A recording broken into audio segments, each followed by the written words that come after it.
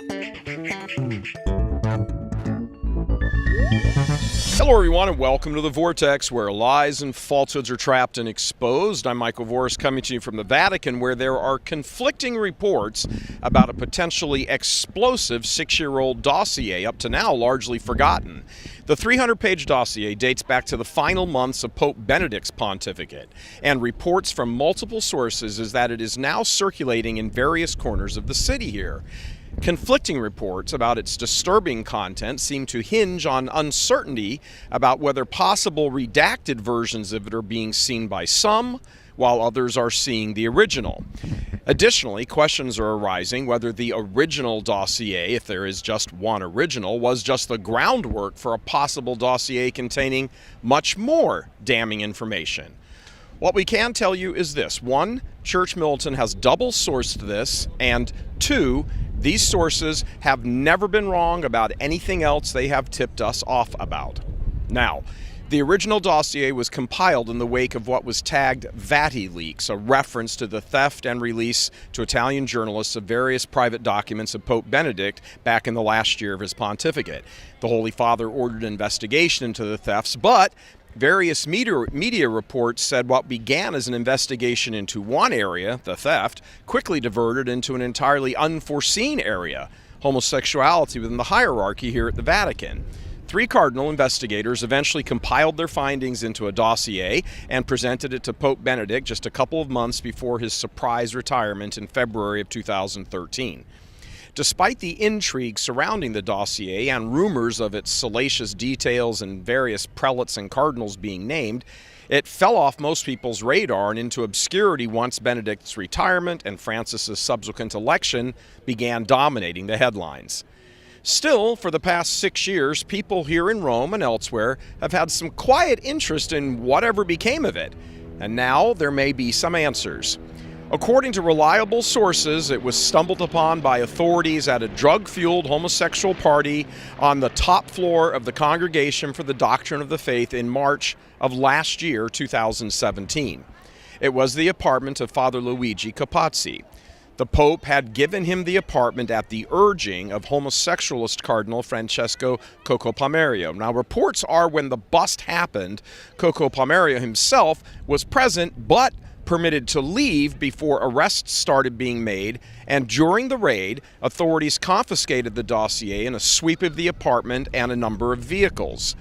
From there, reports are that awareness of the dossier started slowly growing around the city, being circulated around Rome, and according to insiders Church Militant is in communication with, the dossier and/or additional documents contain frightening and disturbing information that many people are nervous about releasing.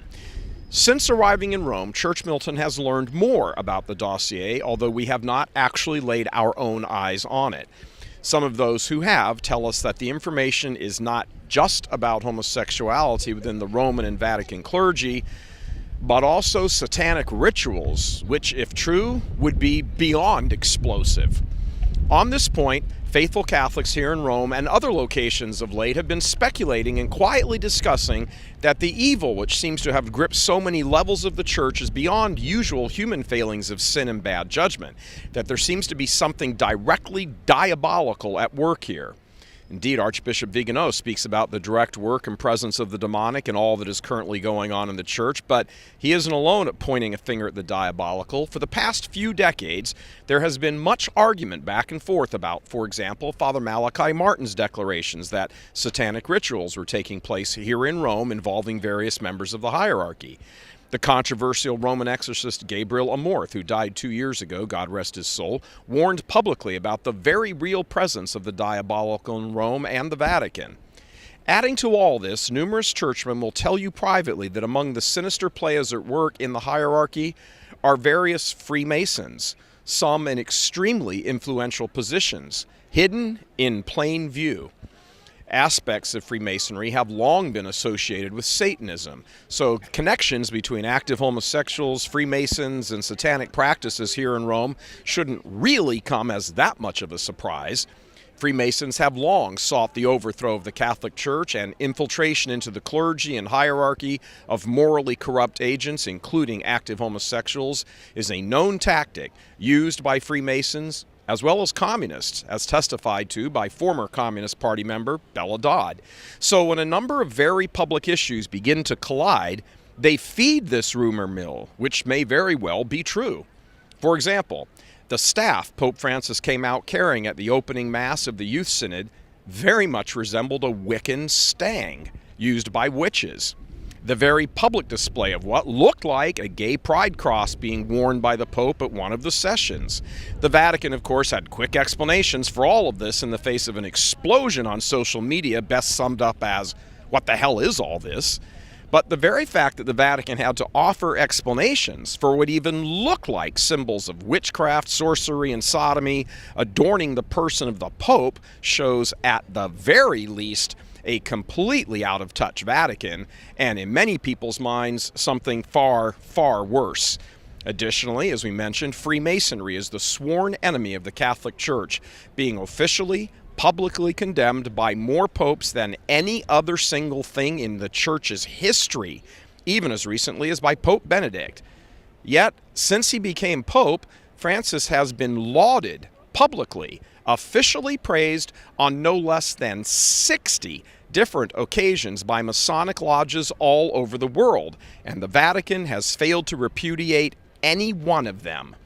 So the nexus here between Freemasonry and homosexuality and Satanism and political socialism simply fuels the believability of reports about a dossier and later documents detailing all of this. If this dossier or additional accompanying documents do emerge and bring this all to light, the potential fallout would dramatically impact Pope Francis and his papacy, because Francis received the dossier from Pope Benedict after being elected, and according to some sources, actually promoted some of the individuals named in the dossier. If that is true, and it all comes to light, it could have the impact of bringing down the entire Francis pontificate, as newspapers around the world would scream out the most sensational headlines perhaps ever associated with the Church.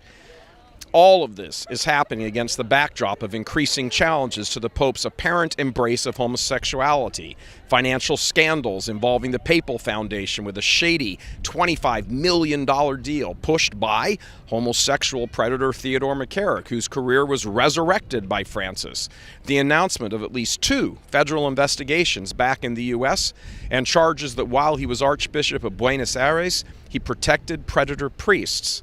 If reports of the dossier or other documentation is true, and they get leaked, a dossier revealing various prelates here in the Vatican are either involved in satanic rituals or are secret Freemasons in addition to being active homosexuals, and Pope Francis has known this, it's difficult to imagine how he and his favorites could possibly survive.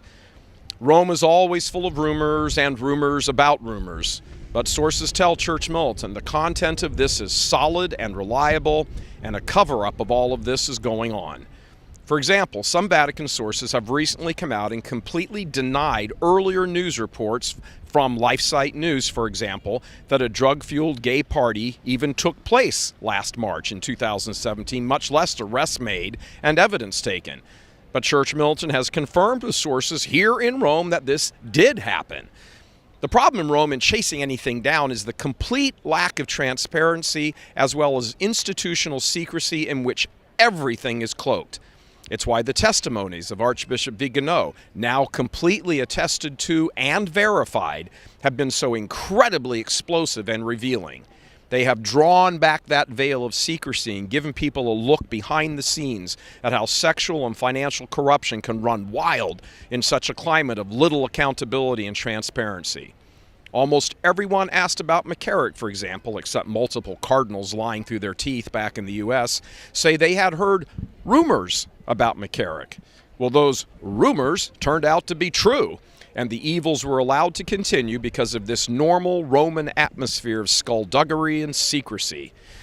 We're going to be staying on top of this story, as you might imagine, and bring you what we know as soon as we learn anything new. Reporting from Vatican City, this is Michael Vorse for Church Militant. God love you, and please keep us in your prayers.